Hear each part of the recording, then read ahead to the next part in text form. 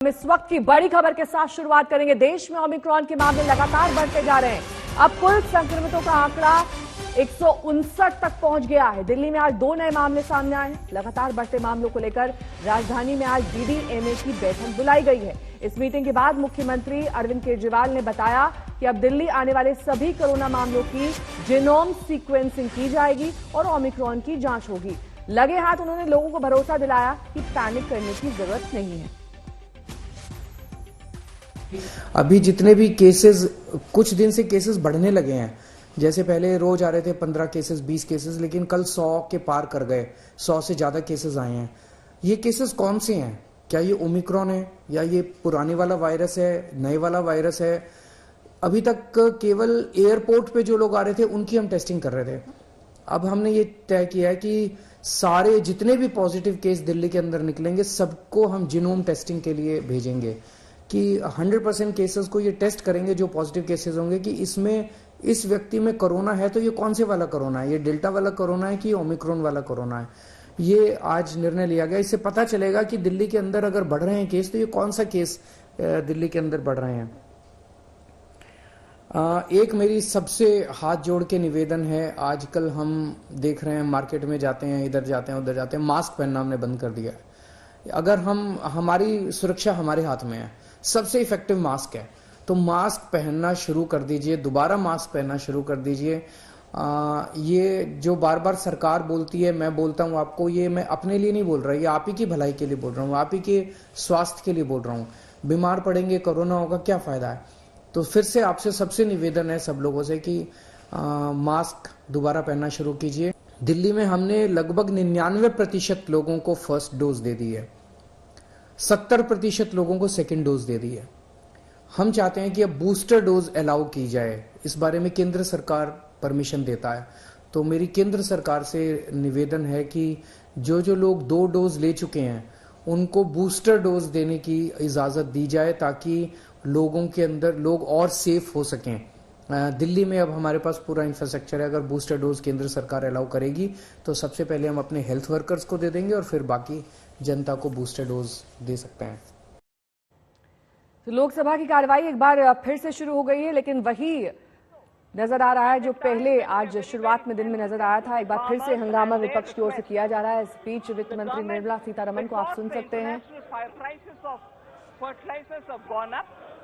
We had to ensure that the farmers don't suffer because of it, and therefore an increase in the subsidy for fertilizer has been provided, which itself is accounting for 58,430 crores.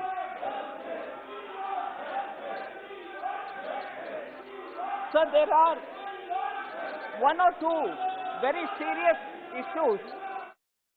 तो 3 मुद्दों पर संसद में सरकार और विपक्ष आमने सामने है। चुनाव सुधार बिल पर हंगामा मचा तो मंत्री के इस्तीफे का सवाल और सांसदों के निलंबन पर भी रण हुआ, जिसको लेकर आज सदन के अंदर और बाहर सियासी शोर होता रहा। कई बार सदन स्थगित करनी पड़ी। हालांकि सरकार ने बैठक बुलाकर गतिरोध खत्म करने की कोशिश तो की, लेकिन विपक्षी दल मानने को तैयार नहीं है। हंगामे के चलते सदन के अंदर और बाहर विपक्ष का शोर जारी रहा। जहां एक और मंत्री जी के इस्तीफे की मांग गूंजती रही तो वहीं निलंबन पर शोर होता रहा और चुनाव सुधार बिल पर सवाल उठते रहे।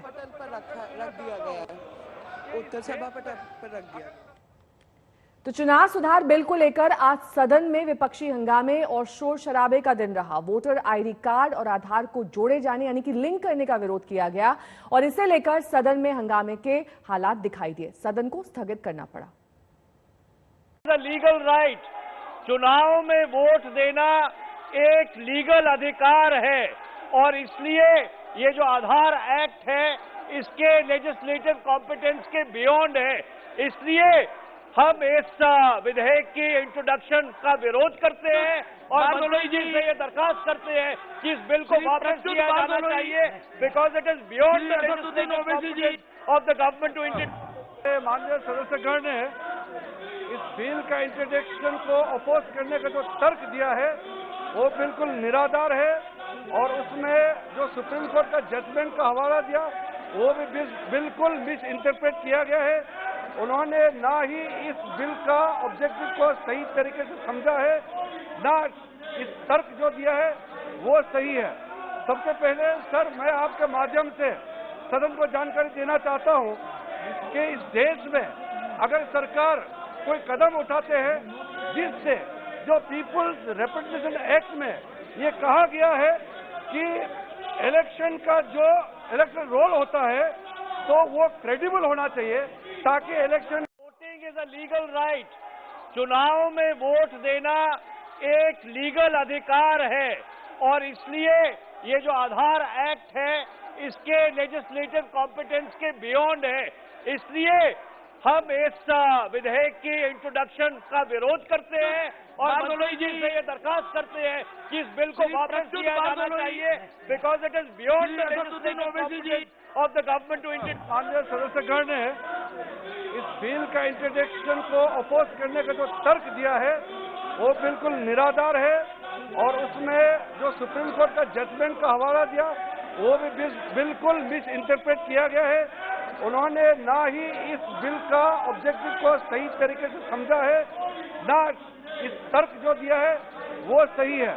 सबसे पहले सर मैं आपके माध्यम से सदन को जानकारी देना चाहता हूं कि इस देश में अगर सरकार कोई कदम उठाते हैं जिससे जो पीपुल्स रिप्रेजेंटेशन एक्ट में ये कहा गया है कि इलेक्शन का जो इलेक्शन रोल होता है तो वो क्रेडिबल होना चाहिए ताकि इलेक्शन ही साफ तरीके से क्रेडिबल हो। ये बिल्कुल क्वालिफाई होते हैं क्योंकि हम एक कानून बनाने जा रहे हैं और इसके तहत लोगों को एक बराबरी दरवाजा और दर्जा देने जा रहे हैं। साथ साथ सर इसमें लेजिटिमेट स्टेट एम होना चाहिए यानी कि इंटरेस्ट ऑफ द स्टेट होना चाहिए। तो बिल्कुल इस काम के माध्यम से आधार को इलेक्टोरल में लिंक करने से ये स्टेट का बिल्कुल इंटरेस्ट है। और sir finally test of proportionality में बिल्कुल क्वालिफाई होते हैं, इसलिए ये बिल को पूरे एकजुट से समर्थन करने के लिए मैं आह्वान करता हूँ। पार्टी के फंडामेंटल राइट ऑफ प्राइवेसी रूप से कहिए by the leader is speaking, it will lead. I request all the members to go back more disenfranchised. अपनी सीट पर वापस जाइए. That is why we are demanding that this bill should be referred to the standing committee. तो सदन में सांसदों के निलंबन से लेकर मंत्री अजय मिश्रा टेनी को हटाने की मांग के साथ विपक्षी जोर शोर करते रहे। राहुल गांधी ने दो टूक मांग की कि अजय मिश्रा टेनी को हटाया जाए, लेकिन पार्टी और सरकार कवच बनती दिखाई दी।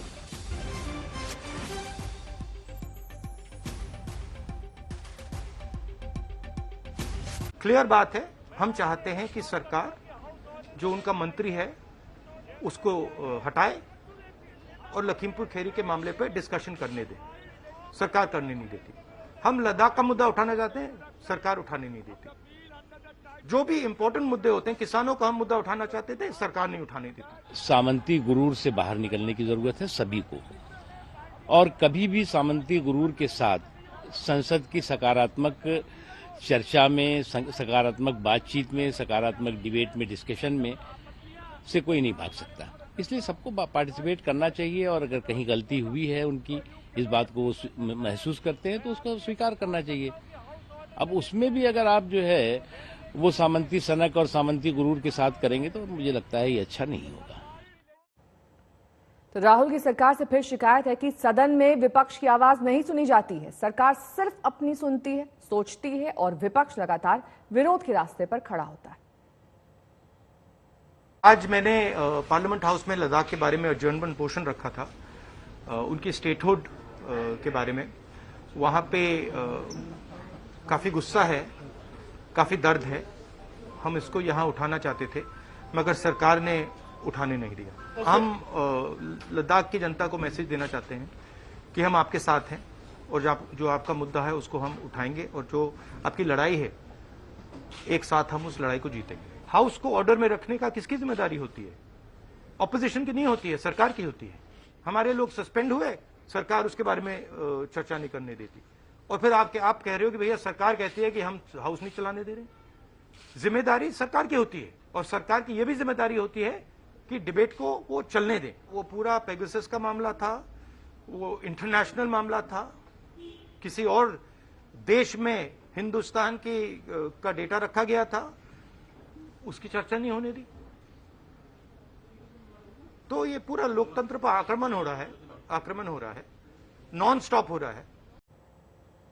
यूपी में चुनाव में मुद्दों की भरमार है। पहले अयोध्या, काशी और मथुरा के बाद आईटी रेड और फोन टैपिंग के मसले पर चुनावी माहौल गर्म हो चुका है। लखनऊ से दिल्ली तक विपक्षी नेताओं ने यूपी सरकार को घेर रखा है कि हमारे सभी फोनों को सुना जा रहा है। हमारे जितने भी फोन हैं समाजवादी पार्टी के कार्यालय के या हमारे संबंधित जितने लोग भी हैं उनके मोबाइल को सुना जा रहा है। सबको लिसनिंग पे लगाया हुआ है और मुख्यमंत्री खुद शाम को कुछ की रिकॉर्डिंग सुनते हैं। तो सोचिए ये अनुपयोगी सरकार है। इसलिए आप लोग भी सावधान रहें। अगर हमसे संपर्क करते हो, फोन करते हो तो ये मान के चलना कि आपकी रिकॉर्डिंग है कि जिसकी जैसी सोच वैसा विचार। उन्होंने अपने शासनकाल में यही किया होगा, इसलिए उनको ये दिखता है। हम लोग ऐसे काम न करते हैं न सोचते हैं। ये काम ऐसे लोगों का है जो इस तरीके के विचार रखते हैं। जब चुनाव कोई हारने लगता है तो इस तरीके के बहाने लगाने लगता है और वो इंस्टीट्यूशंस को बदनाम करने लगता है। ये इलेक्शन कमीशन जब चुनाव जीतते हैं तो ईवीएम की चर्चा नहीं करते हैं और हारते हैं तो ईवीएम की चर्चा करते हैं, उसके स्वायत्तता पर प्रश्न करते हैं, उसके ऑटोनॉमी पर प्रश्न करते हैं। उसी तरीके से अब जैसा करोगे वैसा भरोगे। मैंने कहा कि सरकार का कर्तव्य क्या होता है, विकास कराए, जनता की समस्याओं को समझे, उनको सुलझाए, जो अत्याचार हो रहे हैं उनको रोके।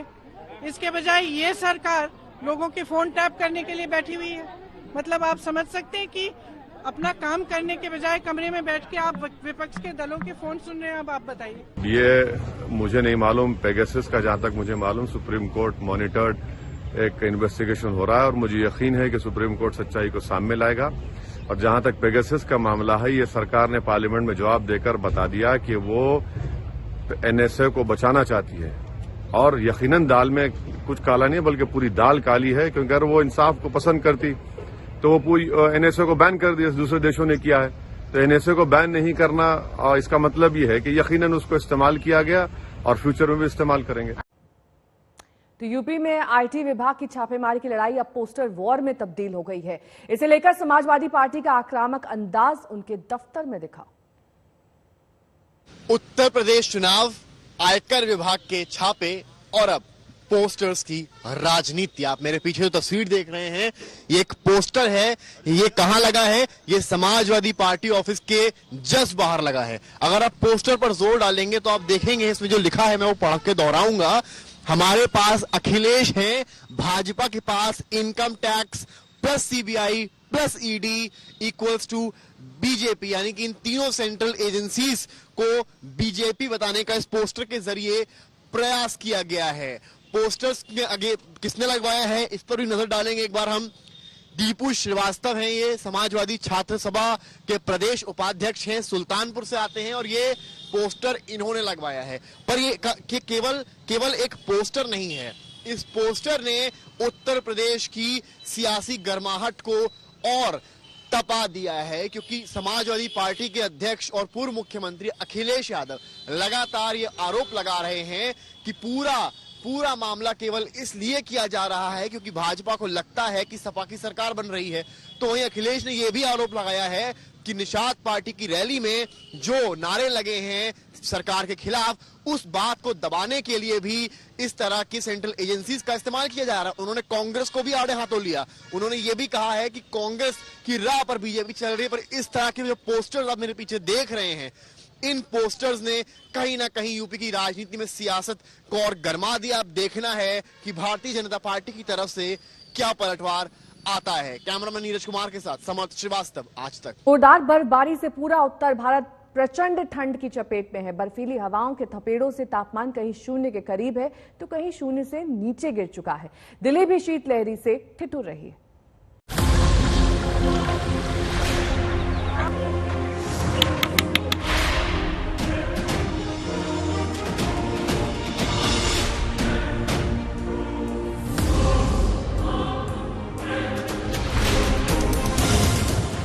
अलाव तापते लोग।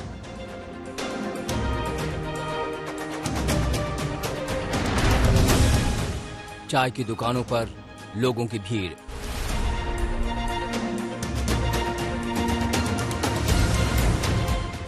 शहर शहर में ये तस्वीरें आम हो गई हैं। पहाड़ी इलाकों में बर्फबारी ने मैदानों में असर दिखाना शुरू कर दिया है। उत्तर पश्चिमी हवाओं ने दिल्ली और एनसीआर में ऐसा कोहराम मचाया।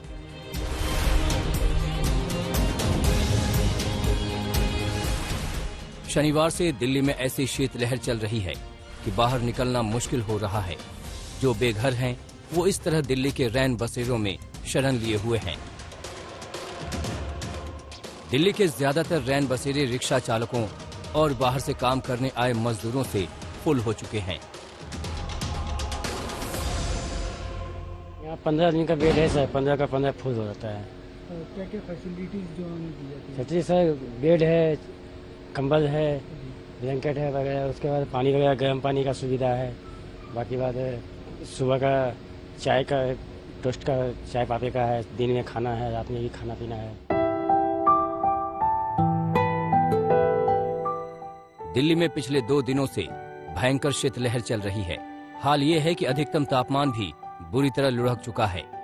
रविवार को दिल्ली में अधिकतम तापमान 19.2 डिग्री सेल्सियस दर्ज किया गया, जो सामान्य से 3 डिग्री कम है, जबकि न्यूनतम तापमान 4.6 डिग्री।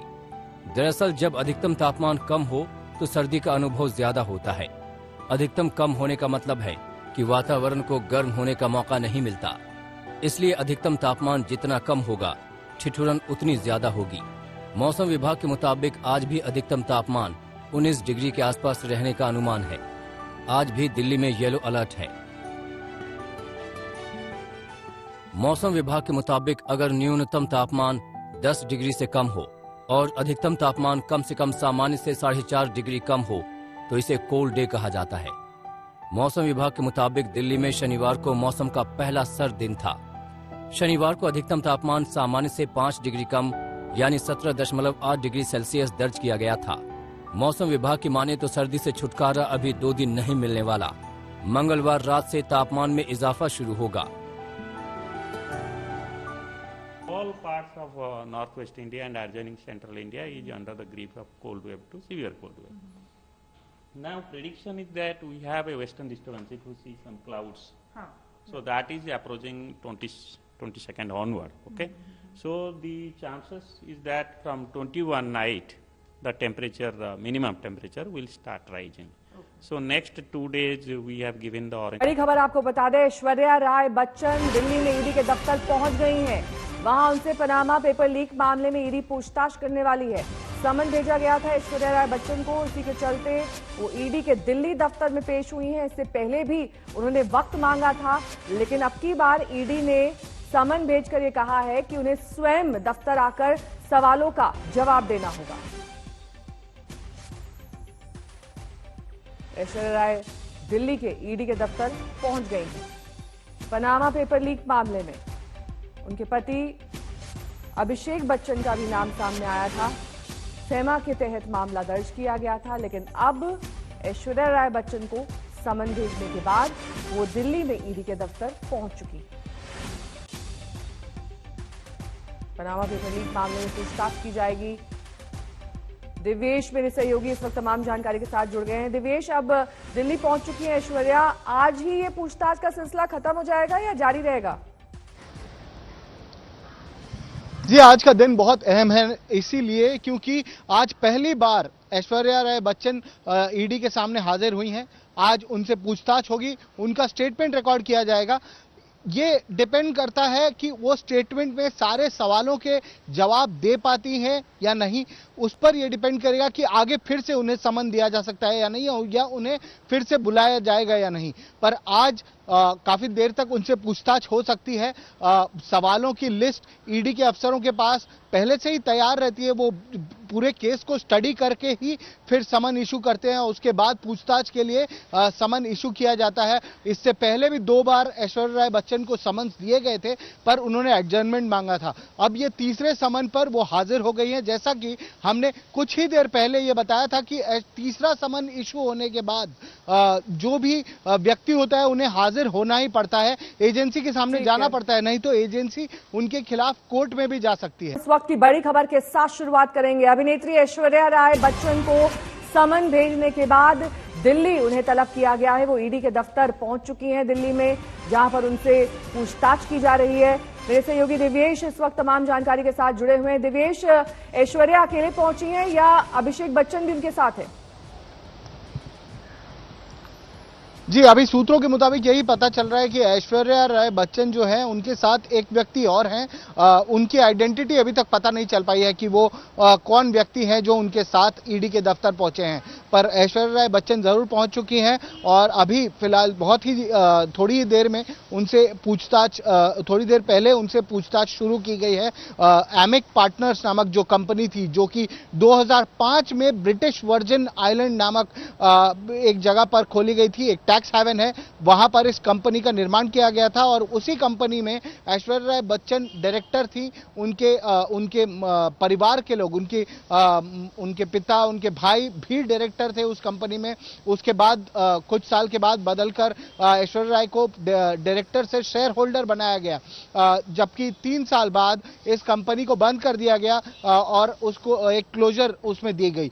पर इस मामले का पता तब चला जब पनामा पेपर लीक 2016 में सामने आया। तब पता चला कि करीब 500 से ज्यादा ऐसे भारतीय जो लोग हैं, जो कि उद्योगपति हैं, फिल्म एक्टर्स हैं, सेलिब्रिटीज हैं, इन सारे लोगों ने इन टैक्स हेवन्स में, ब्रिटिश वर्जिन आइलैंड्स और अन्य इलाकों में छोटी छोटी कंपनियां बनाकर रखी हुई थी और यहाँ पर पैसा स्टोर करके रखा हुआ था। और ऐसा पता चलने के बाद सरकार ने एक टीम गठित की थी, एक एसआईटी गठित की थी, जिसमें ईडी के अफसर थे, इनकम टैक्स के अफसर थे और कुछ सेंट्रल एजेंसीज के अफसर इसमें शामिल हैं। और उसी इन्वेस्टिगेशन के दौरान इससे पहले भी ऐश्वर्या राय बच्चन को 2 बार नोटिस दी गई थी, 2 बार उन्हें समन किया गया था, पर उन्होंने एडजर्नमेंट मांगा था, समय मांगा था ईडी के सामने अपीयर होने के लिए। अब जाकर उन्हें तीसरी बार जब नोटिस दिया गया, ऐश्वर्या राय बच्चन अब ईडी के सामने पेश हुई। दिव्येश, इस वक्त मुनीश पांडे मेरे सहयोगी तमाम जानकारी के साथ फोन लाइन पर जुड़ गए। मुनीश, क्या जानकारी मिल रही है? इस वक्त पूछताछ चल रही है? जी देखिए, आपसे थोड़ी देर पहले ही ऐश्वर्या राय पहुंची हैं ईडी के दफ्तर में दिल्ली और यहाँ पर अब उनकी पूछताछ शुरू हो गई है। ये जो पूरी की पूरी पूछताछ है वो फेमा यानी कि फॉरेन एक्सचेंज मैनेजमेंट एक्ट के तहत होनी है। जो इस पूरे मामले में ऐश्वर्या राय बच्चन का क्या किरदार था, क्या जो 2005 में ब्रिटिश वर्जिन आइलैंड में कंपनी खोली गई थी $50,000 के शेयर कैपिटल पे, क्या वो कंपनी में पैसे ऐश्वर्या राय बच्चन के थे या नहीं थे, इन सारे सवालों के जवाब देने पड़ेंगे। जो हमें जानकारी मिली है उसके मुताबिक ऐश्वर्या राय बच्चन कुछ फाइनेंशियल डॉक्यूमेंट्स, अपने बैंक अकाउंट और बाकी जो पेपर्स हैं उनके साथ में यहाँ पर पहुंची हैं। ईडी के साथ साथ जो बाकी एजेंसीज के अधिकारी हैं वो भी वहां पर मौजूद रहेंगे और तब पूछताछ की जाएगी। एक लंबी पूछताछ आज हो सकती है। इसके पहले 2 बार उनको समन किया गया था, लेकिन वो तब ईडी के सामने पेश नहीं हुई थी। आज उनकी पेशी हुई है और कहीं ना कहीं ये माना जा सकता है कि आज की पेशी काफी अहम है, क्योंकि देखिए मामला भले से ही पुराना हो, लेकिन इसमें बच्चन परिवार पनामा पेपर्स के बाद में विवादों में आया था। अभिषेक बच्चन, अमिताभ बच्चन का नाम भी आ चुका है और अब ऐश्वर्या राय बच्चन को समन कर ईडी में बुलाना और वहां पर पूछताछ होना अपने आप में काफी अहम है। तो कुल मिलाकर एक लंबी पूछताछ देखी जा सकती है आज। और ऐश्वर्या राय बच्चन थोड़ी देर पहले ही ईडी दफ्तर में है और यहाँ पर पहले से ही जो अधिकारी हैं वो मौजूद हैं, सवालों की एक फहरिस्त लेकर, और अब सवालों का सिलसिला शुरू हो चुका है और थोड़ी देर में ये पता चल जाएगा कि आखिरकार ये पूछताछ कितनी लंबी चलेगी और क्या ऐश्वर्या राय बच्चन को दोबारा भी यहाँ पर आना पड़ेगा, क्योंकि उन्होंने जो उनकी पेशी हुई है वो लगभग 2:30 बजे हुई है और 2:30 बजे के बाद में काफी समय बचता नहीं है पूछताछ के लिए, क्योंकि शाम हो जाएगी। इस वजह से उम्मीद जताई जा सकती है कि अगली बार भी उनको एक बार और पूछताछ के लिए यहाँ पर आना पड़ सकता है। जी साथ ही मुनीश, जिस तरीके से आप भी जानकारी दे रहे हैं, बड़ी बड़ी हस्तियों के नाम इस पनामा पेपर लीक मामले से जुड़े थे, जिसमें कईयों को समन भेजा जा चुका है, कईयों का अभी नंबर बाकी है। उसमें एक कड़ी ऐश्वर्या राय और उनके पति से भी जुड़ती है। अभिषेक बच्चन से तो पहले पूछताछ हो चुकी है, लेकिन क्या एक बार फिर उनको बुलाए जाने की लिए ईडी समन भेजेगा? जी देखिए, ईडी साफ तौर पे ये कह रहा है कि ये मल्टी एजेंसी प्रोब है, यानी कि इसमें ईडी प्रवर्तन निदेशालय के अधिकारियों के अलावा इनकम टैक्स के अधिकारी भी इसमें जांच कर रहे हैं। जांच जो है वो दो दिशा में है। पहली चीज, क्या उन कंपनियों के जरिए टैक्स जो आयकर होता है उससे बचाने की कोशिश की गई थी, और दूसरा, जो विदेशों में कंपनियां थी, इन कंपनियों में क्या इन्होंने खुद के पैसे लगाए हुए थे और क्या उसके लिए आरबीआई की परमिशन ली थी या नहीं ली थी। ये दो हिस्सों में जांच है। तो बात सिर्फ ईडी तक नहीं रहती है, बात इनकम टैक्स और बाकी जांच एजेंसियों पर भी रहती है। उम्मीद यही जताई जा रही है कि जो पूछताछ है वो एक लंबी होगी आज ऐश्वर्या राय बच्चन की। और जैसा आपने अभिषेक बच्चन की बात की, तो उनको भी समन किया गया था इस मामले में, लेकिन ये पूछताछ एक बार में खत्म नहीं होगी, क्योंकि एक बार में उन्हें कुछ जानकारी मिलती है, उसके बाद में सबूतों से उसका मिलान होता है और दोबारा फिर उनको उसी के आधार पर बुलाया जाता है। अब ये देखना होगा कि इस मामले को लेकर राजनीति तो पहले से ही शुरू हो चुकी है, लोगों ने आरोप प्रत्यारोप लगाना शुरू कर दिया है, लेकिन एजेंसियां जो हैं उनका ये कहना है कि वो सबूतों के बिना पर पूछताछ कर रही हैं और आगे आने वाले समय में अभिषेक बच्चन और साथ साथ ऐश्वर्या राय बच्चन को दोबारा भी पूछताछ के लिए बुलाया बने रहिए हमारे साथ। मुनीश, आपके पास लौटेंगे, जानकारी लेंगे, लेकिन इस बीच देवेश मेरे सहयोगी तमाम जानकारी के साथ जुड़े हुए हैं। देवेश, मुनीश भी जानकारी दे रहे हैं कि जरूरी नहीं कि आज पूछताछ खत्म हो जाए, दोबारा भी आना पड़ सकता है ऐश्वर्या राय बच्चन को। ऐसे में उनकी एक लंबी चौड़ी टीम भी होगी जो उनके साथ मौजूद होगी इस वक्त। जी, आपको बता दें कि जैसा कि अभी अभी हमें सूत्रों से पता चला है कि ऐश्वर्या राय बच्चन के साथ ईडी के दफ्तर दिल्ली में एक व्यक्ति पहुंचे हैं। उनकी आइडेंटिटी अभी तक पता नहीं चल पाई है कि कौन वो व्यक्ति हैं, पर वो उनके साथ ईडी के दफ्तर पहुंचे हैं। पर पूछताछ में ये बात जरूर अहम रहेगी कि पूछताछ ऐश्वर्या राय बच्चन से अकेले ही की जाएगी। उन्हें अकेले ही जो भी इन्वेस्टिगेटिंग ऑफिसर्स होंगे उनके सामने पेश होना होगा और उनसे सारे सवाल पूछे जाएंगे। जैसे कि मुनीश ने अभी अभी पॉइंट आउट किया था कि इसमें जो प्रोब है, ये जो इन्वेस्टिगेशन है, इसमें काफी सारे एंगल्स हैं इन्वेस्टिगेशन के। इसमें एक बहुत ही अहम एंगल है जो है ब्लैक मनी एक्ट का। तो ब्लैक मनी एक्ट के तहत जो इनकम टैक्स के अफसर होंगे वो ब्लैक मनी एक्ट की तरफ फोकस करेंगे कि ब्लैक मनी कहीं ये जो कंपनियां वहां पर बनाई गई, टैक्स हेवन जो थे, ब्रिटिश वर्जिन आइलैंड जैसे देशों में जो कंपनियां बनाई थी इन्होंने, कहीं यहां से पैसे बचाकर, यहां के टैक्सेस बचाकर वहां पर इन्वेस्ट तो नहीं किया जा रहा था, तो उसका प्रोब किया जाएगा। तो ब्लैक मनी के तहत एक इन्वेस्टिगेशन चलेगी। इसके अलावा जो फेमा है, फॉरेन एक्सचेंज मैनिपुलेशन एक्ट, तो उसके तहत भी इन्वेस्टिगेशन चलेगी। आप जब भारत का पैसा बाहर लगाते हैं तो उसके लिए भी आपको बहुत सारे परमिट्स लेने पड़ते हैं, बहुत सारी परमिशन लेनी पड़ती है। तो क्या उन वो सारे परमिशन लिए गए थे? क्या फेमा का किसी तरीके से उस रूल का वायलेशन हुआ था? ये जांच करेगी ईडी, और ईडी के अफसर इस बारे में जांच करेंगे क्योंकि ये उनके एजेंसी के परव्यू के तहत आता है। फेमा की जांच ईडी करती है। तो ये दो तरीके की जांच है जो चलेगी। तो हो सकता है कि उन्हें फिर से बुलाया जाए। आज शायद ईडी के अफसर उनसे पूछताछ करें और फिर अगली बार इनकम टैक्स के अफसर जो कि एसआईटी के मेंबर हैं वो उनसे पूछताछ करें। तो ये दो तरफा प्रोब है जो दो डायरेक्शन में जाएगा और ये दोनों ही एंगल प्रोब किए जाएंगे। फेमा और ब्लैक मनी एक्ट, इन दोनों के तहत इन्वेस्टिगेशन होगी। जो समन इशू हुआ है वो फेमा के तहत हुआ है, पर इन्वेस्टिगेशन का दायरा बहुत बड़ा है क्योंकि उनकी कंपनी फॉरेन में पाई गई है, एक टैक्स हेवन में पाई गई है। तो अक्सर ऐसा होता है कि लोग अपना पैसा छुपाने के लिए, अपने पैसे को, अपने टैक्स को बचाने के लिए, अपने ब्लैक मनी को छुपाने के लिए ऐसी कंपनियां ऐसे देशों में बनाते हैं जो टैक्स हेवन देश होते हैं, जैसे ब्रिटिश वर्जिन आइलैंड्स है। वहां पर ऐसी कंपनी का निर्माण करते हैं जहां पर वो इन्वेस्टमेंट कर ऐसे शेयर होल्डर बनते हैं या डायरेक्टर्स बनते हैं। तो वो ये प्रोब का पूरा यही इन्वेस्टिगेशन का पूरा दायरा रहेगा और ये पता लगाने की कोशिश ये एसआईटी करेगी।